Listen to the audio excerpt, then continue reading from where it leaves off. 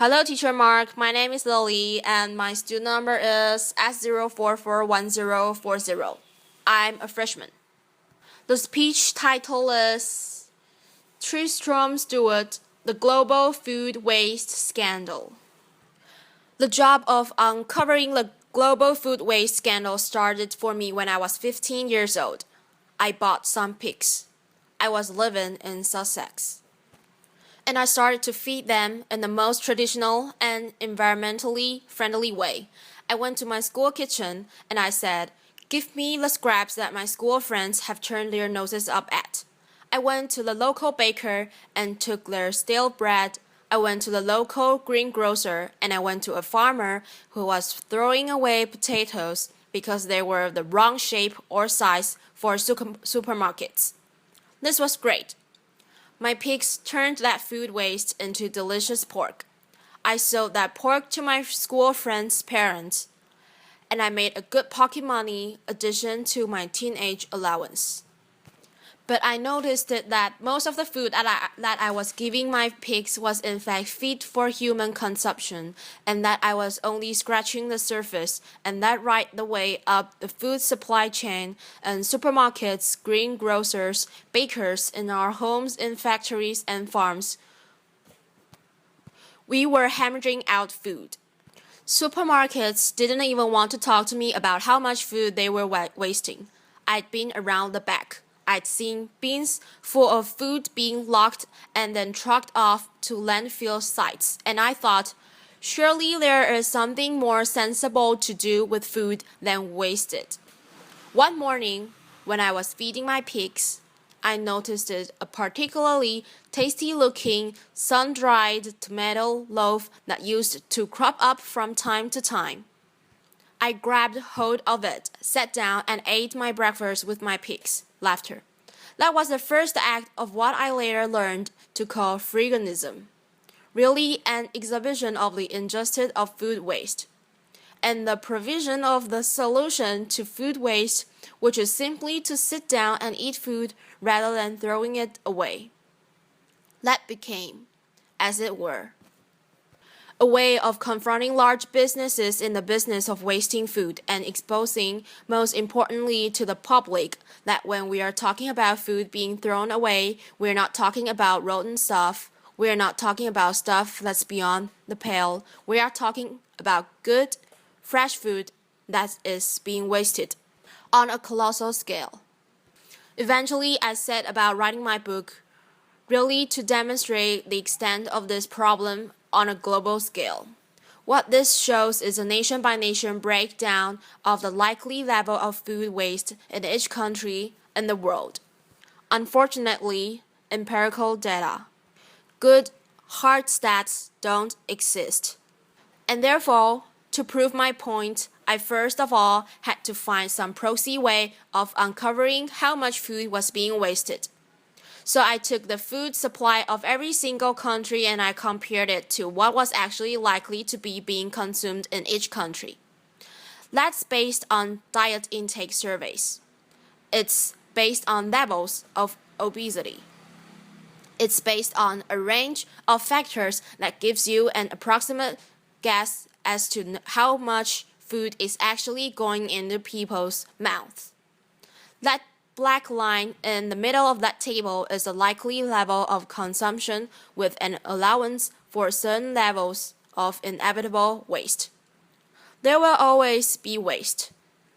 I'm not that unrealistic that I think we can live in a waste-free world, but that black line shows what a food supply should be in a country if they allow for a good, stable, secure, nutritional diet for every person in that country. Any dot above that line, and you'll quickly notice that includes most countries in the world, represents unnecessary surplus, and is likely to reflect levels of waste in each country. As a country gets richer, it invests more and more in getting more and more surplus into its shops and restaurants. And as you can see, most European and North American countries fall between 150 and 200% of the nutritional requirements of their populations. So a country like America has twice as much food on its shop shelves and in its restaurants than is actually required to feed the American people. But the thing that really struck me when I plotted all this data, and it was a lot of numbers, was that you can see how it levels off. Countries rapidly shoot towards that 150 mark, and then they level off, and they don't really go on rising as you might expect. So I decided to unpack that data a little bit further to see if that was true or false. And that's what I came up with. If you include not just the food that ends up in shops and restaurants, but also the food that people feed to livestock, the maize, the soil, the wheat, that humans could eat but choose to fatten livestock instead to produce increasing amounts of meat and dairy products. What you find is that most rich countries have between 3 or 4 times the amount of food that their population needs to feed itself. A country like America has 4 times the amount of food that it needs. When people talk about the need to increase global food production to feed those 9 billion people that are expected on the planet by 2050. I always think of these graphs. The fact is, we have an enormous buffer in rich countries between ourselves and hunger.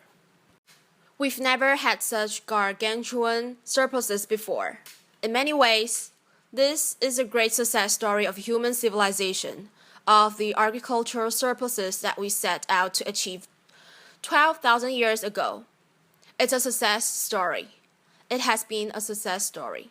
But what we have to recognize now is that we are reaching the ecological limits that our planet can bear. And when we chop down forests, as we are every day, to grow more and more food, when we extract water from depleting water reserves, when we emit fossil fuel emissions in the quest to grow more and more food, and then we throw away so much of it, we have to think about what we can start saving. And yesterday I went to one of the local supermarkets that I often visit to inspect, if you like, what they are throwing away.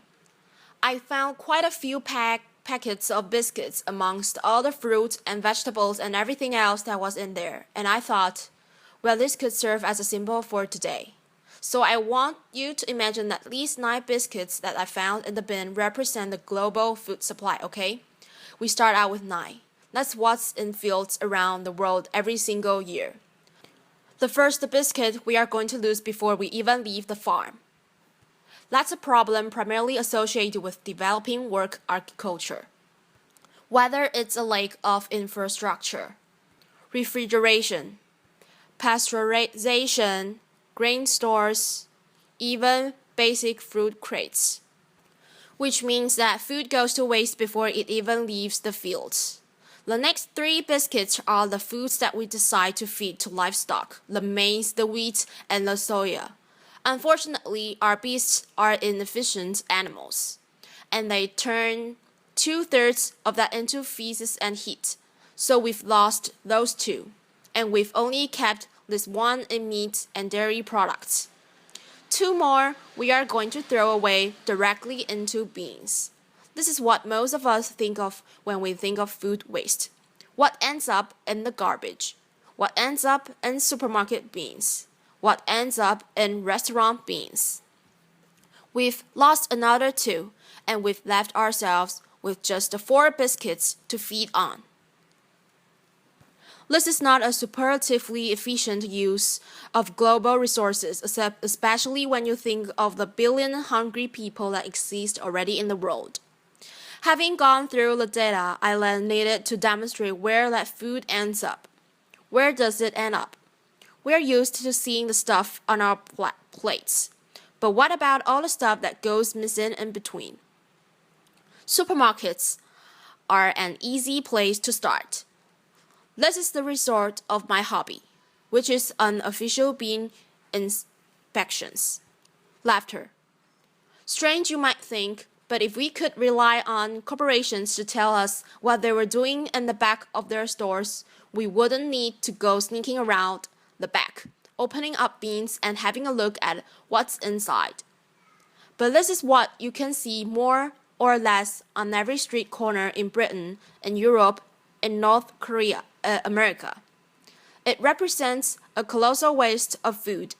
But what I discovered whilst I was writing my book was that this very evident abundance of waste was actually the tip of the iceberg. When you start going up the supply chain, you find where the real food waste is happening on a gargantuan scale.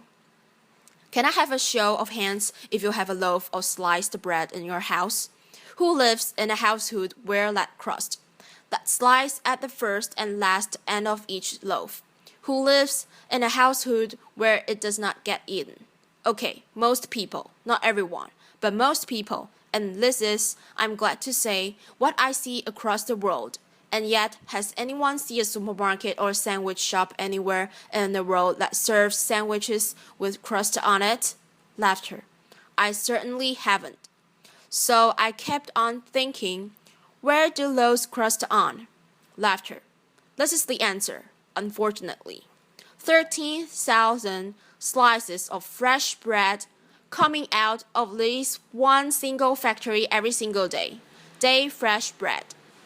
In the same year that I visited this factory, I went to Pakistan, where people in 2008 were going hungry as a result of a squeeze on global food supplies. We contribute to that squeeze by depositing food and beans here in Britain and elsewhere in the world. We take food off the market shelves that hungry people depend on. Go one step up, and you get to farmers, who throw away sometimes a third or even more of their harvest because of cosmetic standards. This farmer, for example, has invested 16,000 pounds in growing spinach, not one leaf of which he harvested because there was a little bit of grass growing in amongst it. Potatoes that are cosmetically imperfect, all going for pigs. Parsnips that are too small for supermarket specification, tomatoes in Tenerife, oranges in Florida, bananas in Ecuador where I visited last year, all being discarded. This is one day's waste from one banana plantation in Ecuador, all being discarded. Perfectly edible because they are the wrong shape or size. If we do that to fruit and vegetables, you bet we can do it to animals too.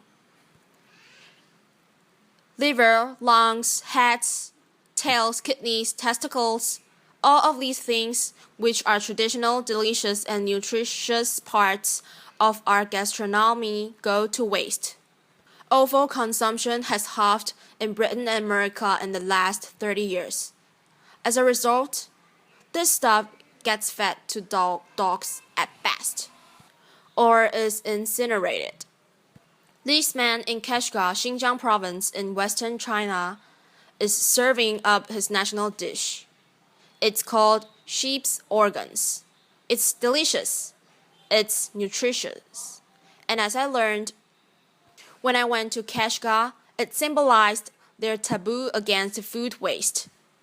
I was sitting in a roadside cafe.